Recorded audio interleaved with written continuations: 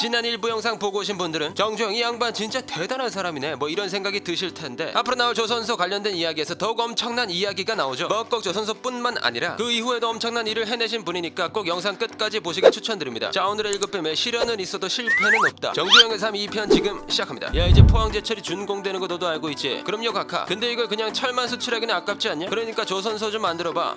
네? 아니 이게 뭔 그냥 고기잡이 배도 아니고 어마어마하게 큰 배를 만들어야 하는데 아무리 봐도 안 됩니다 각하. 아, 나 이게, 야 너가 좋아하는 말이 뭐야? 네? 혹시 해보기는 해봤어? 그래 임마, 해보기는 해봤어? 당장 안 뛰어가? 그렇게 박정희 대통령의 명을 받고 어떻게든 조선소를 만들어야 했던 정주영. 결국 조선소를 만들기 위해 어떻게든 해보려고 하는데, 그런데 이 조선소를 만들려면 외국 자본이 필요했던 거야. 그래서 일단 조선소를 지을 울산 미포만 해변 사진을 딱 찍고 외국 조선소에서 빌린 유조선 설계도와 함께 비행기를 탑니다. 조선소가 지어진 사진도 아니고 조선소를 지을 곳에, 그러니까 허허 벌판이 그 해변 사진을 들고 뛰어다닌 거지. 이 사진들을 가지고 유럽의 은행들을 돌아다녔다는 건데, 아니 근데 이거 들고 다닌다고 돈을 빌려주냐고. 당연히 정주영이 돌아본 모든 은행들은 하나같이 다 거절했죠. 이건 아무래도 안 될 것 같습니다. 이리 뛰고 저리 뛰고 해봐도 이번엔 진짜 해결책이 없다니까요. 무조건 하라고. 정부가 지불 보증을 서든 뭘 하든 다 해줄 테니까 무조건 해내. 알겠어? 그렇게 진짜 마지막으로 영국의 바클레이즈 은행을 찾아가는데, 고생 끝에 4,300만 달러 차관 도입에 협의를 하게 됩니다. 아니 이게 되네? 그런데 아니나 다를까 끝내 최종 결정에서는 거절당하게 되죠. 와... 여기서 또 실패하면 한국으로 못 들어가는데 어쩌지? 혹시 무슨 일이 있으신가요? 그게 제가 바클레이즈에서 돈을 좀 빌려야 되는데, 그런 거라면 선박 컨설턴트 회장 롱바텀에 추천서가 있으면 손쉽게 돈을 빌릴 수 있을 것입니다. 이 이야기를 듣게 된 정주영은 곧바로 롱바텀을 찾아가죠. 이때부터 그 유명한 눈물의 똥꼬쇼가 시작됩니다. 그래, 날 찾아온 이유는 알겠어. 근데 아무리 생각해봐도 한국에서 배를 만든다는 게 좀 그런데, 이거 한번 보시죠. 이게 뭐죠? 이게 우리나라 500원짜리 지폐라고 하는 겁니다. 갑자기 그걸 왜 보여주는 건데요? 이 지폐를 잘 보시죠. 이게 뭡니까? 바로 거북선이라고 불리는 철갑선입니다. 우리가 영국보다 300년이나 먼저 철갑선을 만들었다는 소리죠. 아니 우리가 산업화가 늦어져서 그렇지 한번 시작하면 아주 난리가 난다니까요. 알겠고, 그러면 추천서 정도는 내가 한번 써줄게. 이렇게 롱바텀에 추천서를 들고 바클레이즈 은행을 또 찾아가는데, 아니 추천서를 들고 갔는데도 불구하고 은행에서 돈을 안 빌려준다는 거야. 아무리 추천서를 들고 왔다고 해도 이 큰 금액을 어떻게 추천서만으로 빌려줘? 아니 뭐 전 그러면은 배를 사겠다는 사람을 먼저 찾아오던지, 그렇게 또다시 배를 사줄 사람을 찾아다니는데, 배 사줄 사람 찾고 있어? 내가 아는 사람 중에 그리스의 선박왕이라고 불리는 사람이 있거든. 아리스토틀 오나시스라고 그 사람 처남인 리바노스가 배를 찾고 있다던데. 이 소식을 듣게 된 정주영은 곧바로 리바노스를 찾아갑니다. 배 하나만 사줘. 배 필요하다며? 아니 너네 아직 조선소도 없다며 뭘 믿고 내가 배를 사? 너네 돈도 못 빌렸다면서? 맞는 말이라 할 말이 없네.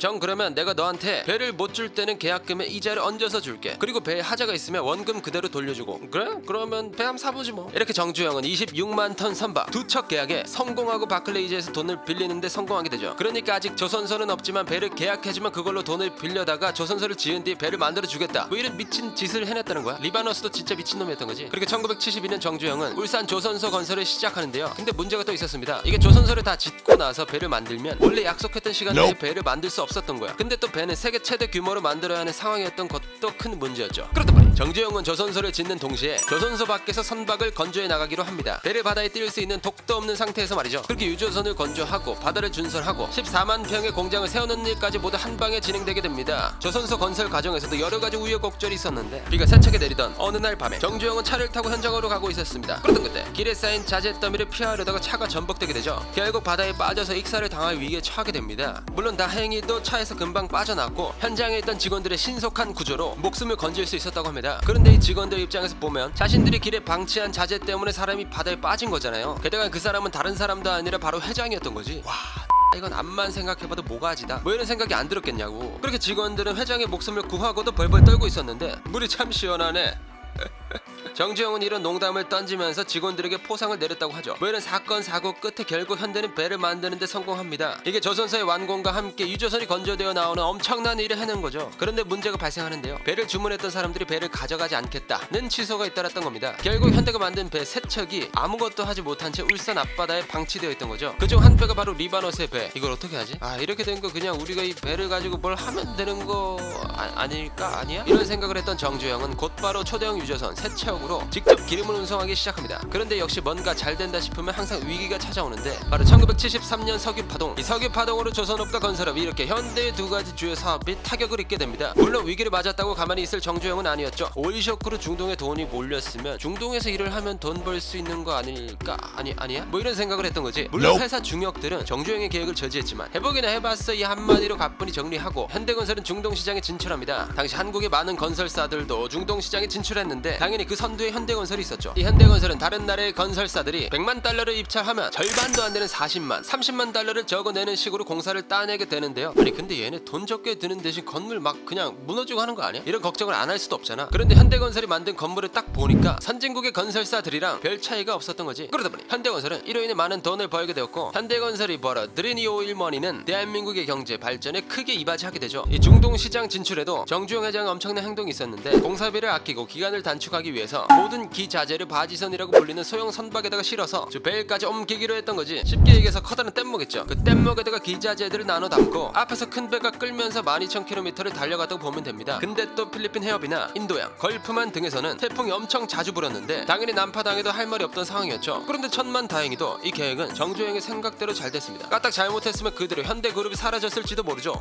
1973년에는 오일쇼크 외에 큰 사건이 하나 더 있었는데 정주영이 1973년 포도 결별을 선언하고 소형차를 선수 개발하겠다고 결심했던 겁니다. 그런데 당연히 회사 내부에서부터 반발이 거셌죠. 아니 지금 이 자동차 하려면 돈이 또 어마어마하게 필요할 텐데 이 돈은 또 어떻게 빌리실 건가요? 또 뭐 거북선이라도 보여주시게? 그 돈은 내가 어떻게든 해볼게. 뭐 그렇다고 칩시다. 근데 그렇다고 하더라도 이 차를 5만 대를 팔아야 돼요. 이번 연도만 우리나라에서 겨우 1만 8천 대를 팔았는데 어떻게 파시게요? 이봐 해보기나 해봤어? 결국 정주영은 반대하는 중역들을 모조리 정리했는데 그리고 미쓰비시 가솔린 엔진과 영국 퍼키슨 엔진의 디젤 엔진 등과 계약을 맺어 우리나라 최초 자동차 1호인 호니를 출시합니다. 그런데 이게 대박이 나버린 거야. 출시 전부터 63개 나라 228개의 상사에서 수입을 희망했을 정도였죠. 판매 첫 해에만 무려 1만 700대를 팔아 단숨에 국내 점유율 약 44%를 달성했습니다. 그 이후 1981년에는 1988년 서울올림픽 유치위원장을 맡게 되는데요. 이 역시 완벽하게 해냅니다. 당시 경쟁 도시는 일본의 나고야 올림픽 유치위원회에서는 비싼 시계를 국제올림픽위원회 위원들에게 나눠주면서 홍보를 했었는데 정주영 위원들이 머무는 숙소에 꽃바구니만을 돌리면서 홍보를 했다고 합니다. 당연히 뭐 우리나라에 승산은 없어 보였죠. 그런데 막상 다음날 결과를 딱 까보니까 위원들이 시계보다 꽃에 대해서 더 많은 이야기를 나누고 있었던 거야. 결국 최종 투표에서 서울이 나고야를 52대 27로 누르고 올림픽을 유치하는 데 성공했습니다. 이후 1987년에는 회장직에서 물러나면서 경영 일선에서도 물러나 명예 회장이 되는데요. 그리고는 통일국민당을 창당하고 91년 14대 국회의원 총선거에서 당선됩니다. 이후 3위로 낙선하긴 했지만 대통령 선거에도 출마했죠. 낙선 후에는 정계에서도 손을 떼고 은퇴합니다. 2000년 5월 건강 때문에 명예회장직을 사퇴했는데요. 이후 2001년 85세 나이로 사망하고 맙니다. 대한민국 건국 이후 가장 많은 영향력을 끼친 인물의 삶이 끝나게 된 거였죠. 자 그럼 앞으로 한국에서 또다시 정주영 같은 인물이 나오길 바라며 오늘의 1급 비밀 마치도록 하겠습니다. 그럼 다음에 또 다른 진실만을 담아서 1급 비밀 파일 들고 찾아오도록 하겠습니다. 감사합니다.